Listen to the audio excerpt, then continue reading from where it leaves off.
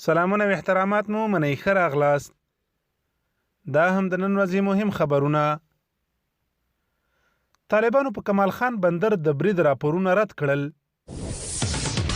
غزني کې ماین چاودنې ګڼ شمېر ملکي وګړو ته مرګ ژوبله اړولې.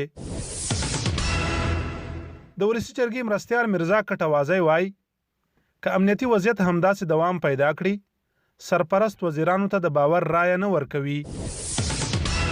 حکومتي ځواکونو د هلمند په 4 سیمو کې د طالبانو پر ضد عملیات پیل کړي. د دایکنډي او زابل کې د ترافیکي پیښو او ماین چاودنو له کبله 14 تنه وژل شوي. آذربایجان وایي هغه مهال اوربند ته چمتو یو چې ارمنستان له اشغاله لاس واخلي. د افغان سیاستوالو د سفرونو پر دوام دا ځل پاکستان ته د ملي شورا 19 غړي تللي. ننګرهار کې د چت پرېوتو له امله 4 تنه مړه او 3 تنه ټپیان دي. لیبیا کې د جګړې ښکېلو خواوو د یو دایمي اوربند د ټینګښت پر سر تړون لاسلیک کړ. امریکا کې د یوې پوځي الوتکې د سقوط پیښه کې 2 تنه پیلوټان وژل شوي.